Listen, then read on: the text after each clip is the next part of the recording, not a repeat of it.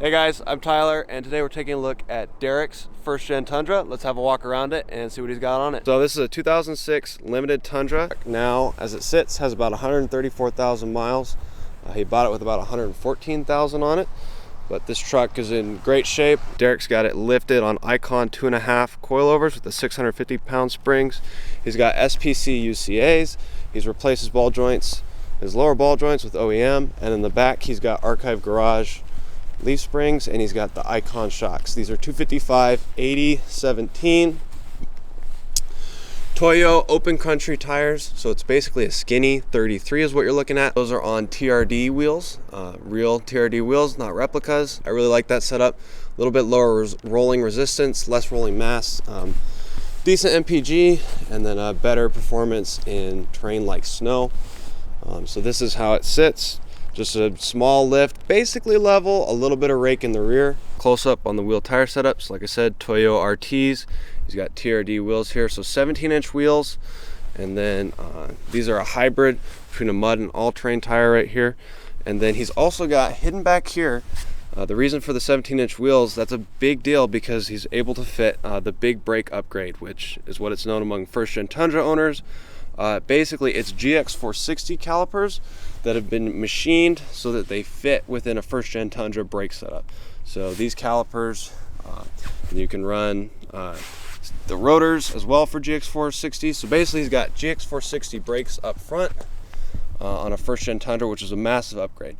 Tundras are notoriously known for weak brakes, especially in the earlier models.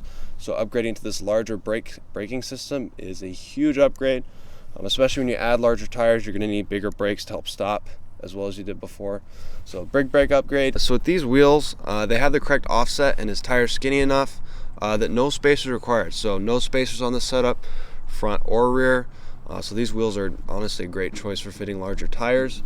Parts about Derek's Tundra is this camper shell. So not only does it have the contractor's windows right here, but it also has a sliding glass built in. So this is what the shell looks like. Contractor's windows are great for being able to access all your equipment, all your stuff. And then he's got a custom-made drawer setup in the back here. Got a custom-made drawer setup here in the rear. So little slide-out drawers right here. This is where he stores all of his hunting, camping equipment.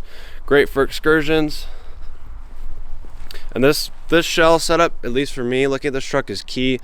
Being able to store stuff under the shell, have the contractor windows, sliding windows, lots of flexible options for sleeping and for storage, for work, for whatever you need. The drawers don't go all the way back. They go just to here. He's got this little pop-off lid so you can store some equipment here. This is super functional. I like this idea, especially with the contractor's window, being able to reach all your stuff here. Great idea, and you're not going to probably be able to reach the back of a drawer if you had this as a drawer and slid it all the way out. You're not going to quite be able to reach it, so using this space, utilizing it this way, I think is really smart. Scored this camper shell. It was originally the Spectrum Mica blue color. He got it color matched, black to the truck here. Lear camper shell. In my opinion, is the ideal shell if you're looking to build out a Tundra with a camper shell. You know, kind of overland hunting, camping purposes. This is definitely the ultimate setup with the contractor windows. Lockable, but you can still access all your gear easily. And on the double cabs, they have the deeper beds. So with that platform, you're closer to being able to sit up straight than you are on an access cab. If you get an access cab Tundra, you actually have a shallower bed.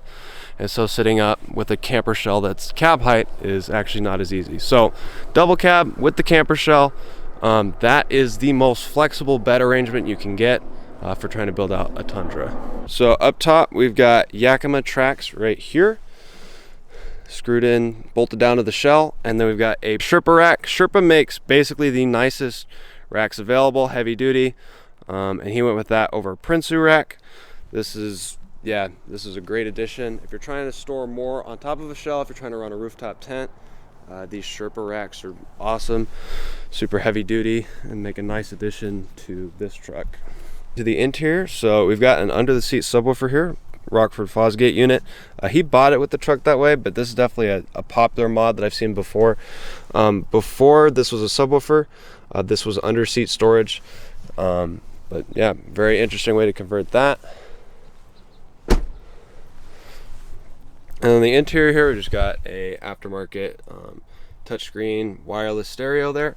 Here's the backup camera that's plugged into the stereo, so just got it right on the license plate right here. This is also aftermarket from before the previous owner, a DVD player. This is the limited interior, so all leather, pretty nice. And then a big deal among Tundra owners is the sunroof, which not every truck comes with. Many of the access cabs don't have it, and not all the double cabs do, so this is fully loaded. This is all the options you can really get on a Tundra. And so like I said, picking a 2006 like this, a limited, that's about the coolest and best spec to build out.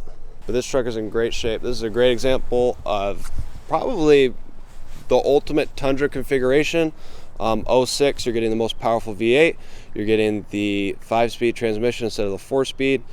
You're getting the same bed as you get with an access cab, but you have the double cab here. This is an awesome configuration. There's not much that really you could wish from other Tundras that you had on this one. This one's a limited, so leather on the inside. And just a great setup. Overall emphasis on basically utility. You know, the engine's not modified, so we're trying to keep this truck as reliable as possible.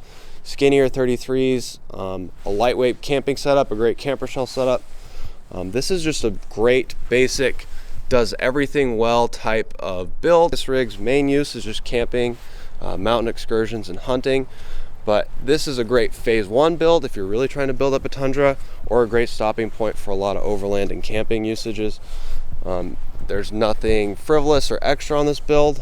It's mostly just built to be used, to be driven, and to be enjoyed. I really love how this truck sits, how it looks. If I was going to add to this build, it'd definitely be mostly in line with what Derek's talked about. He's talked about adding a BFF or a coastal off-road front bumper, which I think would be a great addition to this truck. But overall, I like what he's done to this truck. I also like what he's not done. He hasn't really modified the engine or the exhaust. He's just put a big emphasis on keeping the truck clean and reliable. Everything that's on this truck is on there for a reason, and it's well put together. The truck looks very good. It's not obnoxious. It's pretty much a sleeper build at this point. I love leaving the drivetrain, the engine stock, because really the truck doesn't need it. The truck is good as is, and messing with the engine or the exhaust usually just means more problems, more compromises, and not really many increases in performance. The 4.7 is a great engine as it is. There's nothing wrong with the exhaust. It doesn't need to be louder.